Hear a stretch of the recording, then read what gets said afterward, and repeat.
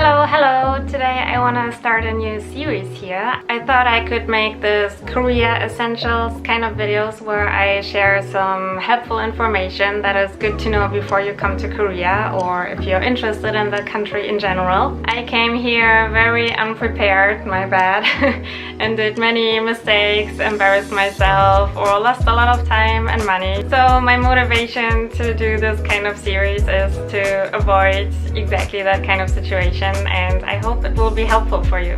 Today I will give you an airport guide and I will tell you how immigration works, where to get the best coffee, where to get a SIM card, and also how to get to your accommodation from the airport.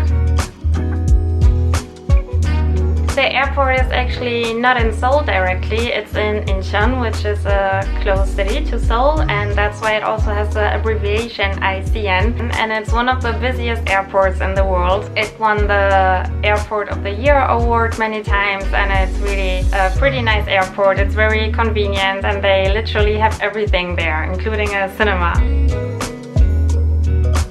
The first thing that you will have to deal with is immigration, and when you're on the plane they will already hand out 2 cards to you that you have to fill out, and one of them is an arrival card and the other one is the tax card. On the arrival card they want to know where exactly you will be staying at in Korea, and sometimes just the name of the hotel is enough, but there are other times where they want the exact address and telephone number, and if you don't know that, then they will make you look that up on the spot, and yeah, I guess you want to avoid that, so just make sure to prepare that kind of information in advance. By the way, if you're Korean or if you have an ACR card, this alien registration card, then you don't need to fill out the arrival card. But everyone has to fill out the tax card, and whether you're Korean or not, but the convenient thing here is that one per family is enough. After landing you go through immigration, and there are 2 lines. One is for foreigners and the other one is for Koreans, and there you hand them your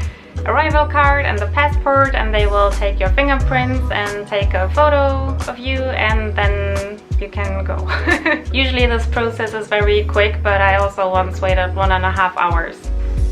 So you never know. Right after the immigration there is this big monitor that tells you where to pick up your luggage, and yeah, I guess it's like that at every airport, right?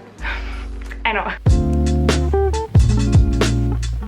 And then after you've collected your luggage you can have some coffee or a meal. The selection is actually pretty big and the prices are also pretty reasonable, and you can comfortably pay with your credit card. They have the best coffee at Works, in my opinion. Really trust me on that one. I've been there so many times and I basically tried every cafe, and I only go to Coffee at Works now.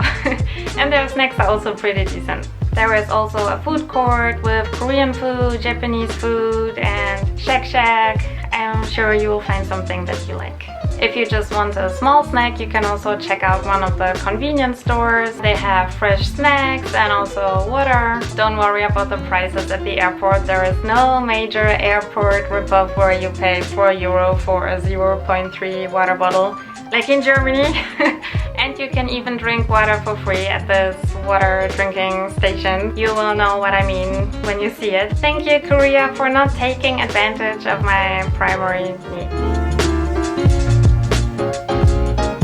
You can get a prepaid SIM card at the convenience store or also at the bookshop, and there are many other booths from SKT or KT where you can purchase that kind of SIM card. I never had that kind of SIM card, but my friends bought some and they didn't have any problems with the one from the convenience store, and it also wasn't super expensive, so I think any option is pretty okay. At the bookshop they also have some travel guides like this one. It has a collection of convenient phrases that can be helpful, and they also have a small selection of English books. Some of them are a bit questionable, but yeah, decide for yourself, I guess. I would also recommend you to withdraw some cash or exchange some money, because you will need that for the transportation, which leads me to the next part.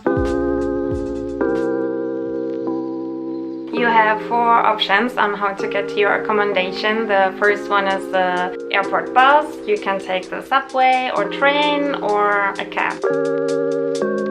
The best option in my opinion is the airport bus because it's cheap and comfortable. They have big seats and Wi-Fi.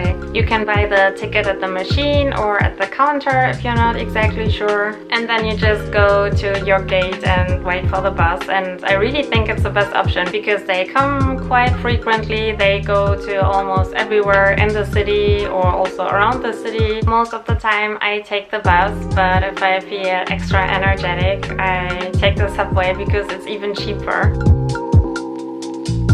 Going by subway is the cheapest but probably also the longest option.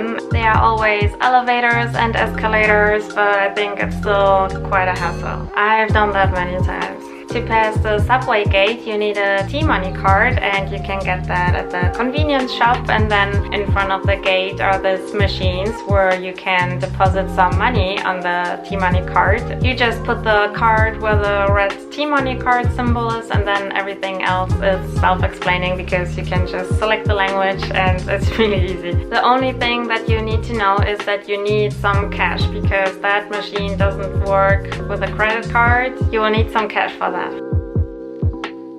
You can also take the train that is going directly to Seoul Station, but to be honest, I never did that, so yeah.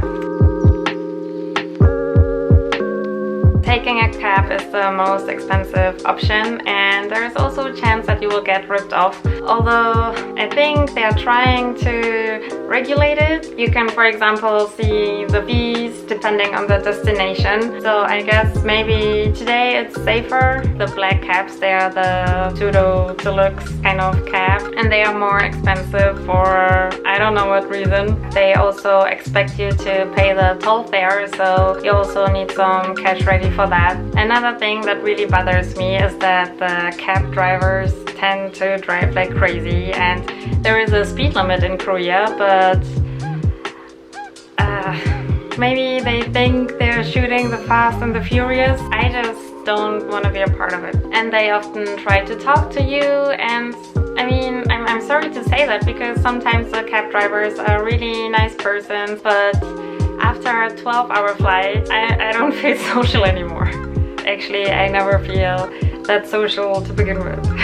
Okay, that's pretty much it. I hope it was helpful. Terminal 1 and 2 are pretty similar in their structure. So even though today I showed you the second terminal, I'm sure you will find your way around the first terminal too without any problems. If you have any other questions about the airport or about Korea in general, then please feel free to ask in the comments or send me a message on Instagram. Have a nice weekend or a nice day whenever you're watching this video. And see you next time. Thanks for watching.